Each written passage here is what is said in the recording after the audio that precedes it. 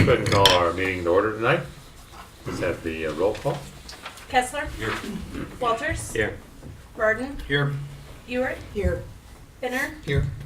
Parton. Crum. Here. Thompson. Here.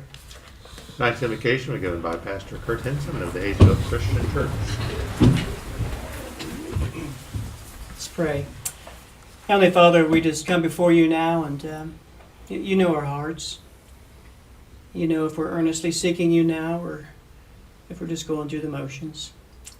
So my prayer tonight for everybody in this room or watching by internet or by television is just to be reminded how special and important they are, that their contributions are essential to not just their households, but to this community. Would each one be inspired and just reminded that we've been created in your image and we have that capacity to love and to be loved, to be forgiving, to love one another and to be kind, and to be reminded that change begins with us. I thank you for these servants represented here tonight, for the council members. I thank you for their service to our community. For the department heads, whether they're mowing lawn in the park or reminding us to slow down in a school zone, we thank you for their service and that we can all work together for your glory and to make this an incredible family place to live. Would you be honored here tonight in all that we do in Christ's name? Amen. Amen. Pledge allegiance. I pledge allegiance to the flag of the United States of America and to the republic for which it stands, one nation, under God, indivisible, with liberty and justice for all.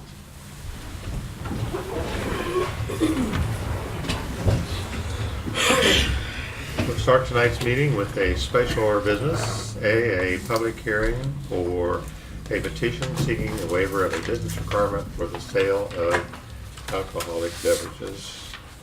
And with that, we will truly always read from the script so that we make sure we do everything legally. And to protect the rights of all parties involved in order to create an opportunity for everyone to speak their opinions and present information, the Haysville City Council follows a specific procedure in reaching a decision. A copy is available at the door, and your attention would be appreciated to that. So I would entertain a motion to open the public hearing to consider a petition from Escaret. Mexico restaurant for a waiver from the provisions of Section 3-402A of the Code of the City of Haysville for the distance restriction for drinking establishments. Mr. Crum? I make a motion that we open the public hearing for the petition seeking for a waiver of distance requirements for the sale of alcoholic liquor. Second. Motion second to open public hearing for the waiver, the extension as shown in Section 3-402A. The public hearing is now open. Have any of the council members had any outside contact regarding this request? Mayor, Yes. I'm sorry, sir, we didn't call a question. Oh, question. Kessler. Yes. Walters. Yes. Burden. Yes. Ewert. Yes. Binner. Yes. Crum. Yes. Thompson. Yes. Now, have any council members had any outside contact? Not seeing any. Do any members of the council have conflict of interest? Not seeing any.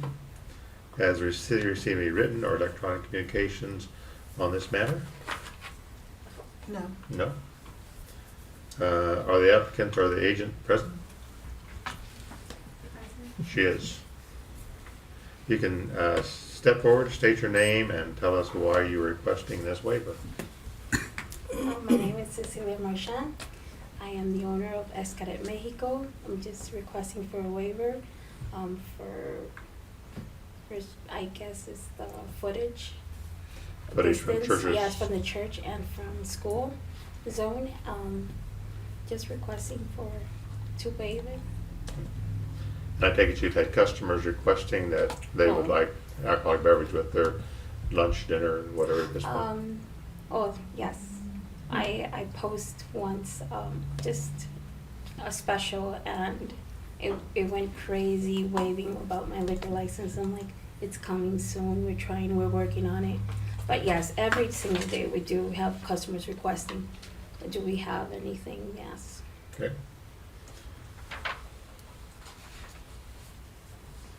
Any questions of the applicant from the council? Mr. Walters? Yes, I'd like to know what the precedence is, being one of the newer members on the council.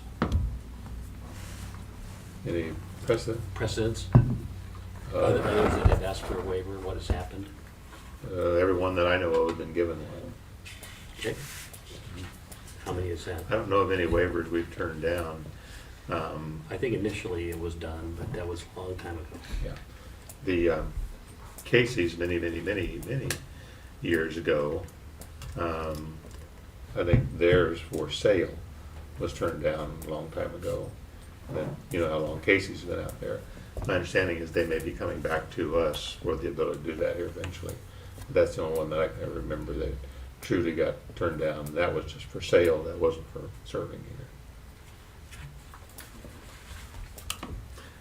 Mr. Baer? Is this request for cereal malt beverage for beer only, or is it for liquor as well? As margaritas, yes, Okay. liquor. Yeah, because that's what it says, it's the liquor part of it, so that's the waiver is. Yes, for the liquor. Additional questions for the applicant? Not seeing any. And word to the members of the audience wish to speak regarding a request. If they are, please step forward and name your name and address. You can go ahead and have a seat if you want. Do I hear something about free guacamole or something? Hey, you gotta talk to her. Not seeing anyone coming forward, we'll move on. We would entertain a motion to close the public hearing. Mr. Bennett? I'll make a motion that we close the public hearing. Second. Motion second to close the public hearing. Discussion, question. Kessler, Yes. Walters, Yes. Burden, Yes. Ewer, Yes. Binner, Yes. Crum, Yes. Thompson. Yes. Public hearing is now closed and the floor is open for any council members' comments. Council? Mr. Crum? Just to clarify, or to verify, we sent letters to the two churches and the school that's involved, and we didn't get anything back from them, Nothing back. yay or nay, either one. I talked to a couple of them at the chamber, made sure that Dr. Burke knew that it was published and that there would be a public hearing. And then I also talked to Dr. Young from WSU, and he said he had no problem with it. Okay. And actually, that was my second question. The school, is the way our ordinance written mean any school, or do we have to notify this school? Because technically, even though that's a college, it's still owned by the public school district. How is our ordinance written? So basically, since we didn't want to have a question on that, we talked to both the school district and WSU Haysville representatives to cover both. Okay, because I was thinking, if we have it written in a way that any school, so if we had another higher learning facility come in here, I don't think it would need to be covered by this personally. I was just curious if that's why, it's because it was owned by the school district is why we were doing this, or is the way our ordinance written, if WSU owned that building, would we still, the way our ordinance is currently, would we still have to? I think it just says School. school. It It says school. Yeah. School. The ordinance says school, so. Yeah, there's no definition of elementary, high school, college, it just says school. Okay, that just might be something we might think about, just a suggestion. But that's, I just wanted to make sure we didn't have any problems with the three people we sent letters to, that's all I'm worried about. Very good. I don't see any other one for comments. So I'd entertain a motion to approve, deny the request, waiver from the provisions of section 3-402A of the Code of City of Hazel with the distance restrictions for drinking establishment. And you have the sample motion at your desk that you would need to make if you want to approve or deny. Ms. Zevers? Yes, I'd like to make a motion that we approve the request for the waiver from provisions of section 3-402A of the Code of the City of Haysville for the distance restriction for drinking establishment. And there's another sentence there at the very top. Since the proximity. Since the proximity, yeah. Where does it say that? Oh, since the proximity of the establishment is not adverse to public welfare or safety, I move the council approves the request to waiver from the distance restriction of section 3402A of Code of the City of Haysville. Sorry, I missed that. It's a little different, that we Yes, added. I just to see make that. sure. So, I second that. have a motion second to approve the distance requirement as been presented. Discussion? Sure, Brian? The way she did this motion, do we need to clarify the location, or did she just basically say that, We're still in the, no, the public hearing's over? oh, that's right. I don't, she didn't just make it so that our ordinance, we just basically say, hey, you can, we Okay. waive distance requirements everywhere, did we? No, it's talking about the request, it says request, so it's gotta be a request to waiver. For section 3402. So we've got an Yeah, but- application Okay, request. I just wanna make sure it Yeah. didn't. No, it doesn't open the door. Other discussion? Question? Kessler, Yes. Walters, Yes. Burden, Yes. Ewert, Yes. Binner, Yes. Crum, Yes. Thompson. Yes. Congratulations. Thank you. Thank you. And, We'll go on the agenda to the presentation of approval of minutes, meeting minutes of September 9, 2019. Mr. Mayor? I make a motion, we approve the minutes of the September 9, 2019 business meeting. Second. Motion second to approve the minutes, September 9, 2019. Discussion? Question? Kessler, Same. Walters. Yes. Burden, Yes. Ewert, Yes. Binner, Yes. Crum, Yes. Thompson. Yes. Item 1 says to be heard, Suffolk County Fire Department. I see they're here and raring to go. Good evening. My name is Dustin Guest, Suffolk County Fire Department. Just give you guys a quick report on our calls within the city limits of Haysville. In August, we had 94 calls within the city limits of Haysville. Of those 94, one of them was a grass or brush fire, 56 medical calls, 24 calls to assist a citizen, 6 systems alarm or false alarms, and 7 service calls. Power down power lines, lockouts, that kind of stuff, CO alarms. As of 7 o'clock this morning, we had 69 alarms so far for the month of September. About 5 of those were fire calls, cooking fires, trash fires, illegal burnings, smoke scares. 40 medical calls, 4 car wrecks, 13 assisted citizen calls, and 5 service calls. Sounds like September may be a busy month. Has been so far. We're still out doing hydrant testing. That continues. We're, I think, about a third of the way done. And Fire Prevention Week is coming up October 6th through the 12th, so we'll be out in schools and giving station tours and that kind of stuff. So, Very good. you guys have any questions for me? Questions, council? No questions. We appreciate the information. Yes, sir. Thank you. Thank you. Move to item 2, approval of license and bonds. We have none. Item 3, introduction of ordinances and resolutions. A, an ordinance providing rules regarding the public dog park within the city of Haysville, Kansas. So we do approval. We ought to make sure, I guess we have rules over there. Anyone have questions or anything about A, the ordinance? After we pass all of these and everything, how long before the park is open? We're hoping to have it open first in of October is what we're looking at. Grass is growing pretty good. So yeah, we're open first of October to have it open. I think that the rules hopefully be printed by that time. That's what we're hoping. We want the rules up before we start having people in. Mr. Crum?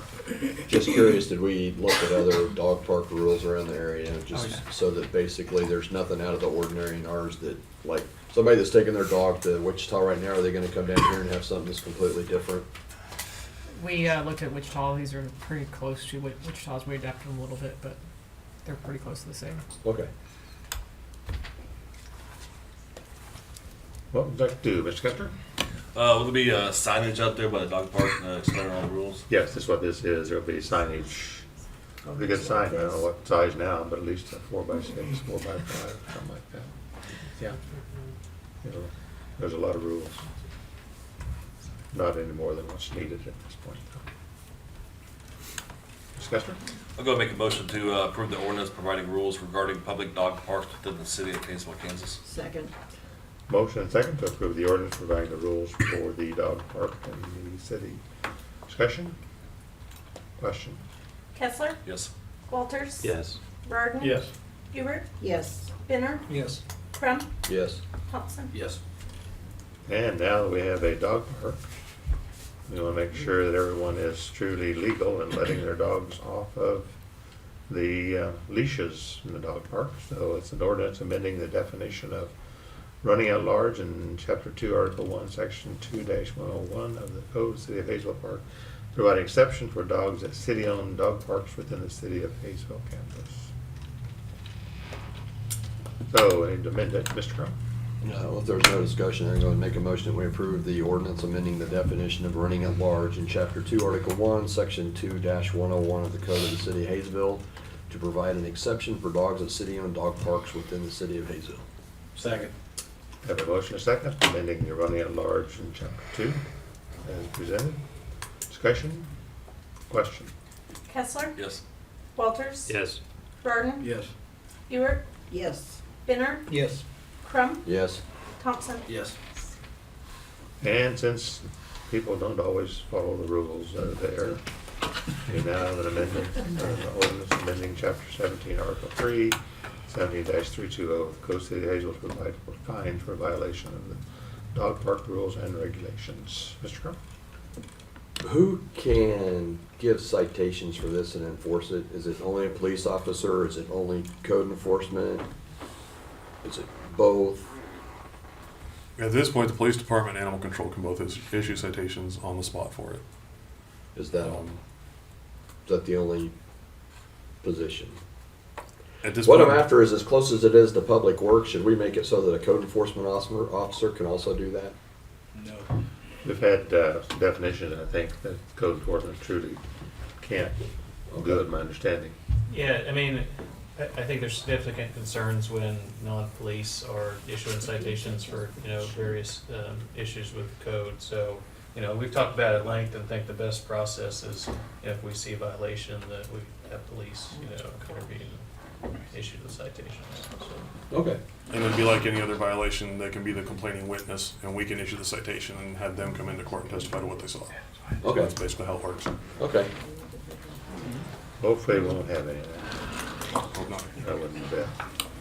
Mr. Benner? I make a motion that we approve the ordinance amending Chapter 17, Article 3, Section 17-320 of the Code of the City of Haysville to provide for fines for violations of dog park rules and regulations. Second.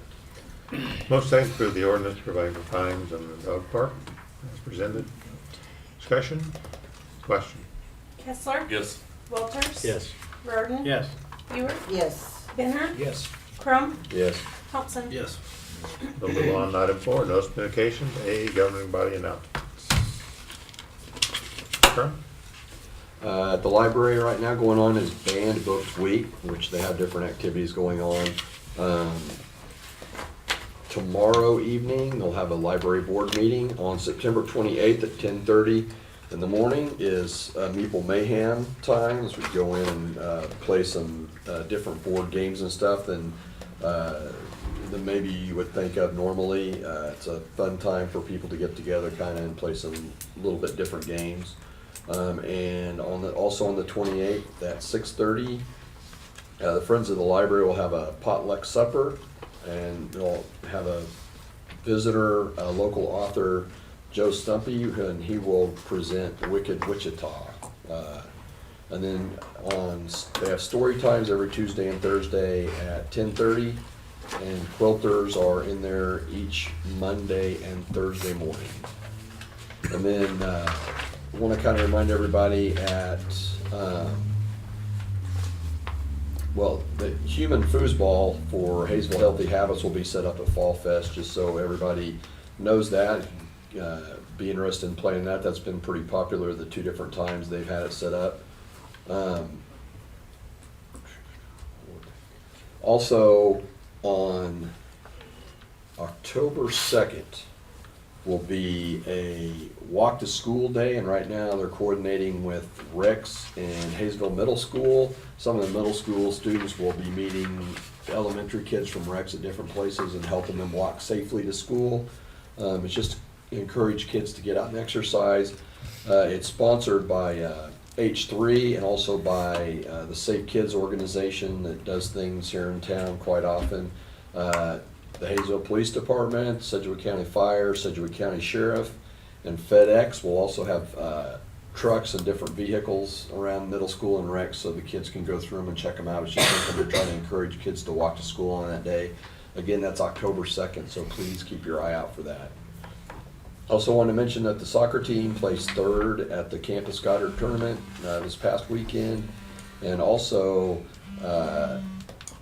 teacher, Mr. Zach Cleaver, who's head of the one of the heads of the business department at Campus High School, was actually featured on a nationwide podcast called Our American Network this past week to talk about the campus business department and the bank and the coffee shop that they have, and also some work that Mr. Cleaver does at the El Dorado prison with prisoners.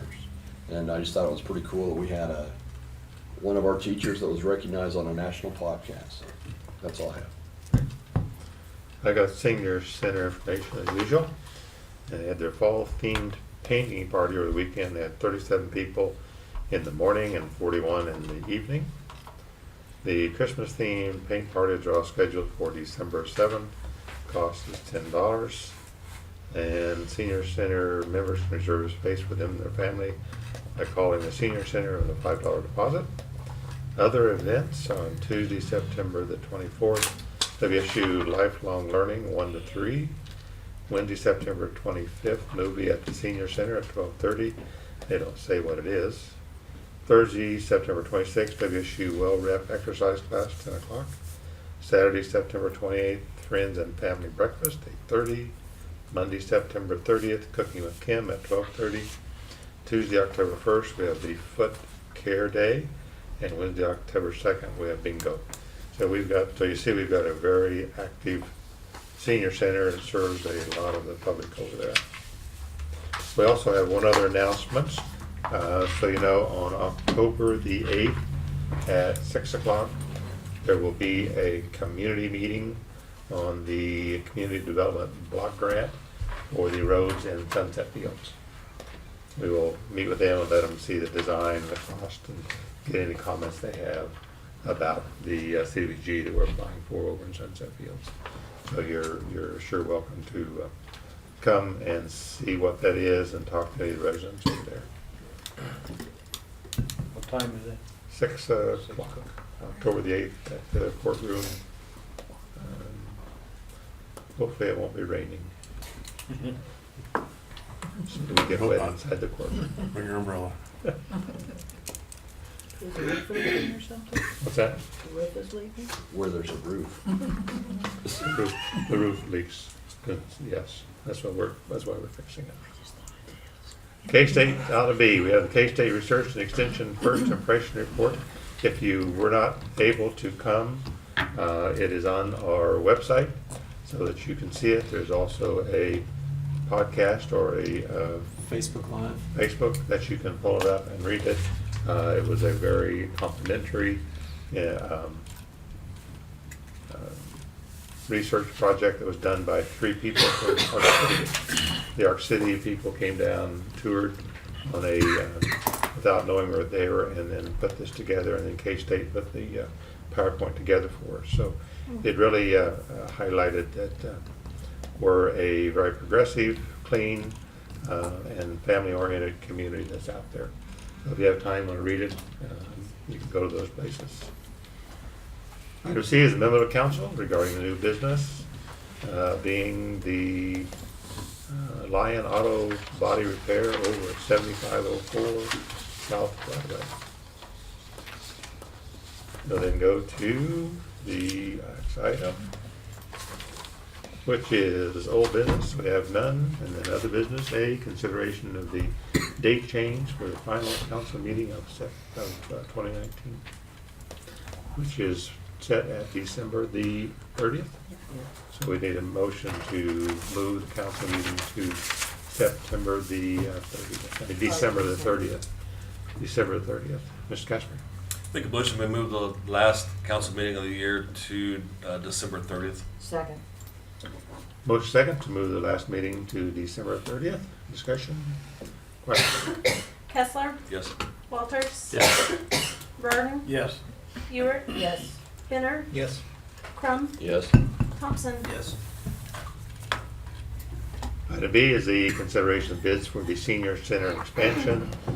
You saw from the notices that they sent out as being a very busy senior center. So they've asked to go ahead and improve that. We got bids from 2 bidders, Excel and Commerce. It was sent out to several others, but these are the only 2. So we had more than that, people that we solicited for bids. As you see, the Excel is at $269. The other ones that built the activity center for us, so we do have experience with them. I think in your packet you've got pictures of the addition that's going to be there. Mr. Crum? I know we approved this when we were working on budget and stuff. What did we budget for this? We don't have a budget because we would be probably bonding it, is what we would do, so that it would truly come out of capital improvements on a bond payment at the same time we bonded the police department repair. Okay, that's right. Mr. Burton? I just had a comment. You're saying Excel's the one that did the activity center. Did we have issues with them? We did have some issues that we truly got worked out with them, yes. Yeah, I mean, nothing that was major for any construction project, so. Okay. All that. Anyone want to approve the bid? Mr. Crum? I make a motion that we approve the bid for the senior center expansion with Excel Construction for $269,000. Second. Motion and second to approve SL's bid for the senior center. Discussion? Question? Kessler, Yes. Walters, Yes. Burden, Yes. Ewert, Yes. Binner, Yes. Crum, Yes. Thompson. Yes. Move on to item C, which is consideration agreement with PEC for the dewatering facility design. We have people that know way more about that than I do. I have a special weapon back here. I have Nicole Fraken with PEC as well if needed. So first we're going to go through the biosolids presentation. Hopefully my mouse up here works and stays on the screen. But some of the things we're going to go over is the current biosolid application method. It's not working. There you go. Also our current challenges, our new biosolid options and comparison, feasibility study and design memo that was performed by PEC, and then we're also going to look to the future. So first off, what is a biosolid? It's organic matter from wastewater. It is the matter left over after our treatment process. The waste has to be disposed of. So what can also be called as a sludge. So this is sludge. It's kind of not a clear see-through bottle, but this is sludge, what is sent to the wastewater treatment plant after our treatment process. This is what is left over. We'll leave this right here, and if you continue to watch it, the water will actually be towards the top and the heavy will be towards the bottom. So kind of a dewatering process as well.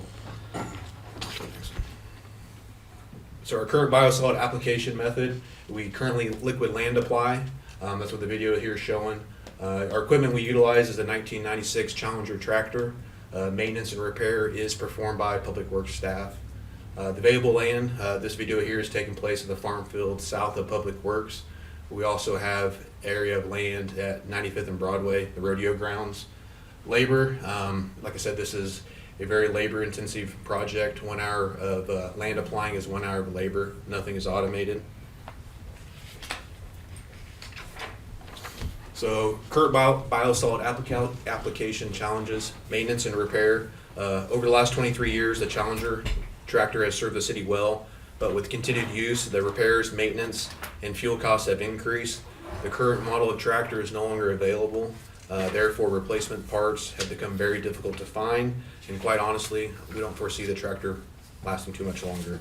Land applying, like I said, is very labor intensive. There's no automation to land applying. Safety concerns, so like the land that's at 95th and Broadway, the rodeo grounds, we would have to haul the rodeo grounds utilizing public roadways. And of course, the longer distance, it would be harder on our tractor that has already shown its age. Weather, many times weather conditions make hauling impossible. If there's a prolonged period of rain or snow, we're not able to get out to the field to haul our sludge to. If we have a prolonged period, the wastewater treatment plant can actually become unsettled. And again, as stated again as a priority, the available land, the rodeo grounds is too far to haul with our aging equipment, and the public works land will not be able to be applied to due to it being nutriently loaded. So as we haul to the public works farm field, we are putting nutrients on the ground. There are certain requirements that you can only put so many nutrients on the ground before you can apply to it any further. So this chart is going to show and compare the cost of liquid land applying at the two locations. Keep in mind again, the near future will not be able to apply to the public works farm field. So based off all these challenges and factors that were previously discussed, city staff began looking at other options for our biosolids. So new options, city staff evaluated these 4 options. Our due diligence included on-site visits to other treatment plants, other industry that utilizes the same equipment. We also spoke to many treatment plants throughout the country. The following is a comparison of the information we gathered.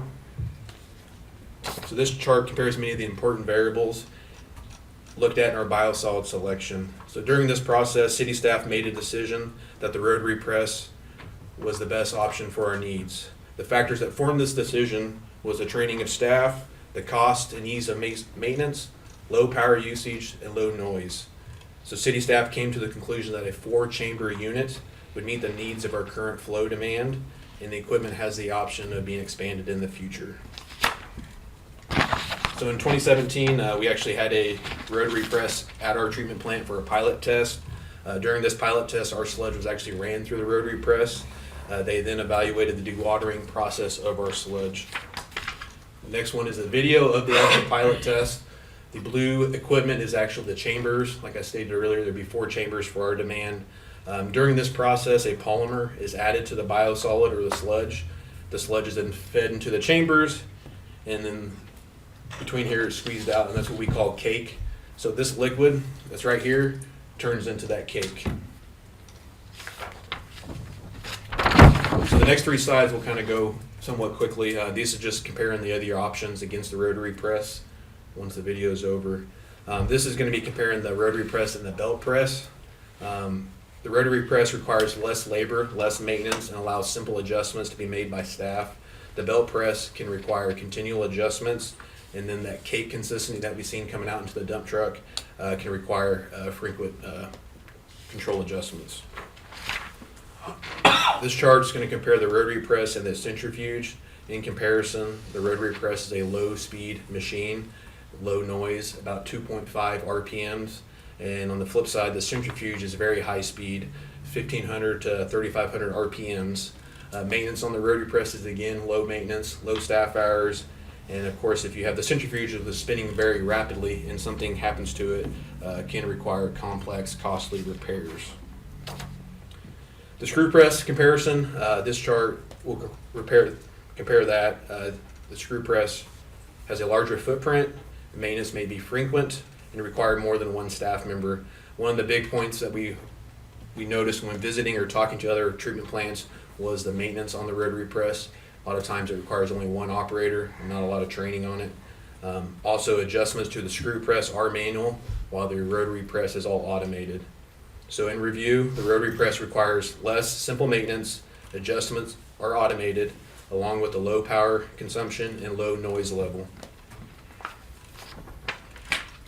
Also, so in 2009, the feasibility study that was performed by PEC, the following recommendations were made. Consideration of converting to cake biosolids by adding dewatering equipment. They also noted that during weather conditions may make hauling impossible, which could have adverse effects at our treatment plant. So with all this information, city staff came to the conclusion that the rotary press was the best option.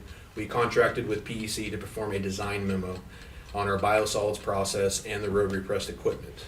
PEC evaluated the rotary pressed equipment, the disposal of dewatered sludge, and the required improvements.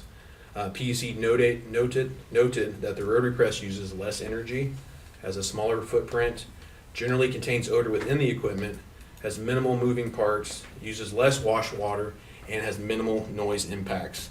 They analyzed the disposal of the dewatered sludge and noted 3 potential options. Those would be farmers, a landfill, or an agreement with the city of Wichita. The required improvements would call for a building, equipment, and storage. We're getting there, I promise. The preliminary opinion of costs, this will include site work, piping, the rotary press equipment, and the polymer system, building and mechanical infrastructure. The estimated total project is $1.8 million. The next slide is the site that was selected is just east of our current wastewater treatment plant. There in the red is where the building is. This is currently a fenced-in area. And then looking to the future, due to the Haysville continuing to grow and land availability becoming less and less, the rotary press will address our biosolid options for the future. Cost is comparable to other biosolid options with low maintenance and low staff costs. It will be designed to be expandable easily with future flow demand. Low maintenance, it's automated, self-cleaning, no fuel costs. Staff hours, so reaching out to other cities throughout the country. Like I said, they pointed out low staff hours, easily maintained. So based on our current average flow right now to our wastewater treatment plant, the rotary press would run approximately 24 hours a week. So that's the presentation. So before you deny it is an agreement from PEC to provide professional services for the design of the proposed dewatering facility for a total of $142,020. And this was a 2019 budgeted item, and I stand for any questions you guys may have. Mr. Kessler? What do you do with the leftover cake? Did So you the say cake, that yeah, was, so is it Wichita or? Yeah, so ideally, our first option is to contract with other farmers. We've actually had some of those conversations already, and many of them are very positive and want the cake material to provide to their farmland. There are some KDG requirements to be able to go that step, but ideally, that would be our first option. And they use it for like fertilizer? Yes. Mr. Crum? That was gonna be, if we did that, would we give that to them? Would they buy it from us, or would we have to pay them to get them to take it? So ideally, I mean, I go both ways. I mean, this is a valuable commodity for a farmer, but it is also currently a expensive commodity that we have to get rid of. So that'd be a discussion that be made with those farmers to see kind of what agreement we can. So if we talked to like the city of Wichita or the landfill, they were talking about that would definitely have a cost to it. Correct. We're hoping maybe the other way would. Okay, in the bid that we looked at, I know you said that it includes the building that is needed, and you said something about future expansion. Would the building have room for that additional expansion already? Yes. Yeah, so currently what's in the proposal is a 4-chamber unit. That unit can easily be expanded to 6 or 8. The building will be able to house any future demand needs. Okay. Other questions, council? What's the time frame that we think on getting the whole thing done? So the rotary press, once we move forward with that, it could take up to, I think it's 52 weeks, or 26 weeks to get the equipment in, design. Nicole, several months probably. We'll be up to discussions with you guys about when we Sometime in 2020, yeah. would be available, design rather than build and the whole thing in 2020. Okay. Probably before the Northwest treatment plant gets kicking off too much.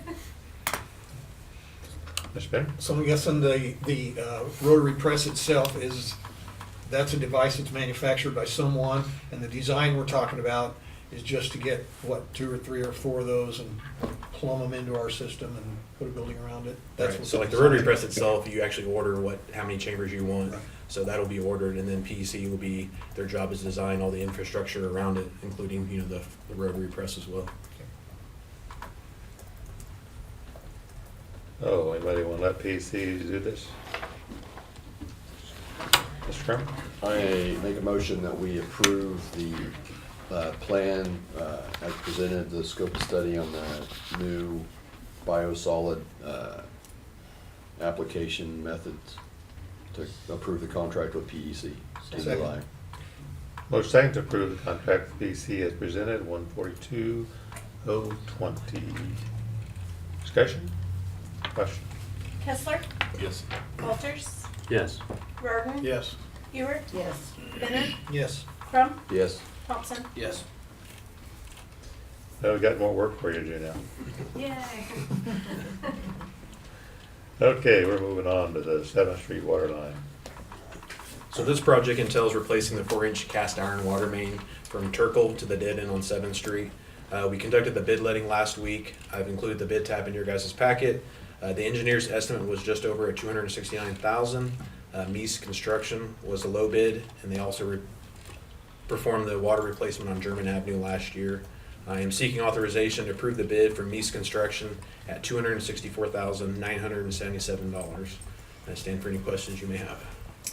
Which is under the engineer's estimate. Barely.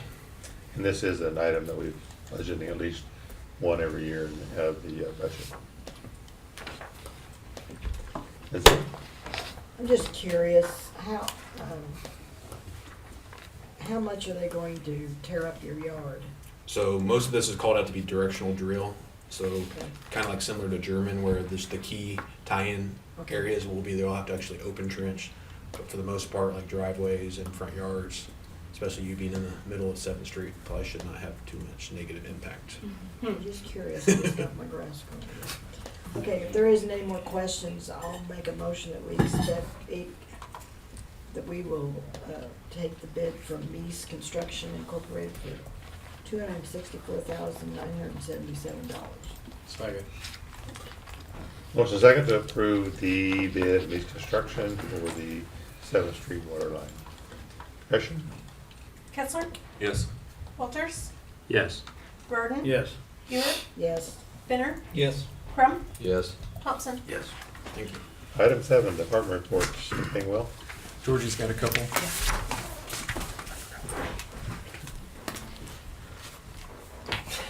Here you go. So Saturday is the last day of Hometown Market. It will be open from 8 to noon, and then that evening we will have our last cruising days over in the Historic District. There will be cars, live music, and food, so come out from 6 to 10. Thank you. Janie?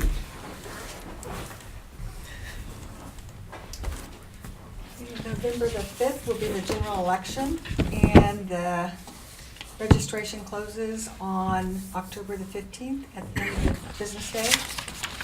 Also on October the 14th, city offices will be closed for Columbus Day, and that will move our council meeting to Tuesday, the 15th. Chief? Good evening, Mayor and Council.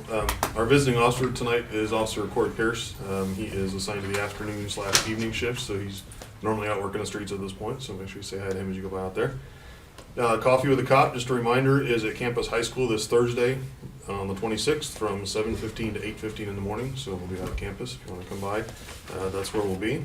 Mr. Crum already talked about the event over at Rex on October 2nd, so just be mindful of extra kids out there walking to school that day, and they will be with groups of adults and things like that, so just keep an eye out over there. Also, on October 4th at 2 o'clock is our homecoming parade. This year the parade will start at Haysville West Middle School. It'll go east on Grand to Main, and then north to the Cash Savers parking lot. So please, if you're over in that area, slow down, be prepared to be there for a couple minutes as the parade goes by. And we'll do the best we can to keep everybody moving in that area, but just be prepared, and there's gonna be a lot of kids out there being excited about the school and football and all the other sports going on in the fall. So that's it. Anybody has any questions? Thank you. Tony, anything? So our slurry seal projects began this week. The streets included were Grover, Schoolhouse, and Spring Circle. Contractor will be doing half of the street each day. During that time, that portion of the street will be closed. They will open at the end of their business day. The project will be completed on September 30th, weather permitting. And during that time, we do ask residents on those particular days to not park in the street. Thank you. And recreation, Georgie, nothing? No. Inmate appointments. We found as when Angie came on that none of our BZA had been reappointed. So we thought we better go through and get them reappointed just in case we have a BZA question, which we will have a BZA question. But so it's A is Robert Wellington, 309 West 6th, reappointed to BZA for a 3-year term. Mr. Crump. I'll make a motion that we allow you to appoint Robert Wellington, 309 West 6th, to the Board of Zoning Appeals to a 3-year term. Second. Motion second to approve Robert Wellington's appointment. Discussion? Question? Kessler, Yes. Walters. Yes. Rarden, Yes. Ewert, Yes. Binner, Yes. Crum, Yes. Thompson. Yes. Item B is Bruce Cloyd. He is a 2-year term to the BZA. Mr. Crump. I'd like to appoint Bruce Cloyd, 220 Timberlane Court, to the Board of Zoning Appeals to a 2-year term. Second. Motion second to approve the appointment of Bruce Cloyd to the BZA. Discussion? Question? Kessler, Yes. Walters. Yes. Rarden, Yes. Ewert, Yes. Binner, Yes. Crum, Yes. Thompson. Yes. C is David Straub to the BZA 3-year term. Mr. Crum. Make a motion to allow the appointment of David Straub at 809 West Grand Avenue to the Board of Zoning Appeals to a 3-year term. Second. Motion second to approve David Straub's appointment. Discussion? Question? Kessler, Yes. Walters. Yes. Rarden, Yes. Ewert, Yes. Binner, Yes. Crum, Yes. Thompson. Yes. And item D is Phil Harris for the BZA 1-year term. Mr. Crum. Make a motion to approve the appointment of Phil Harris, 302 Ranger, to the Board of Zoning Appeals for a 1-year term. Second. Motion second to approve Phil Harris's appointment. Discussion? Question? Kessler, Yes. Walters. Yes. Rarden, Yes. Ewert, Yes. Binner, Yes. Parton, Crum, Yes. Thompson. Yes. And we have the last one, Patty Cox to the BZA for a 2-year term. Ms. Zewert. Yes, I'd like to give you permission to appoint Patty Cox at 149 Timber Lane to the Board of Zoning Appeals for a 2-year term. Second. Motion second to approve Patty Cox to the BZA 2-year term. Discussion? Question? Kessler, Yes. Walters. Yes. Rarden. Yes. Ewert, Yes. Binner, Yes. Crum, Yes. Thompson. Yes. Moving on to 9, off-agenda citizens to be heard. Anyone that would like to come forward? Seeing no one, we'll go on to 10, executive session. We have none. Item 11, bill to be paid. A, bills to be passed last of September. Ms. Zewert. Yes, I'd like to make a motion to pay the last half of September bills. Second. Motion second, to pay the last half of the bills for September. Discussion? Question? Kessler, Yes. Walters. Yes. Rarden, Yes. Ewert, Yes. Binner, Yes. Crum, Yes. Thompson. Yes. Item 12, consent agenda. We have nothing. Item 13, council items. Concerns anywhere, council? Mr. Crum?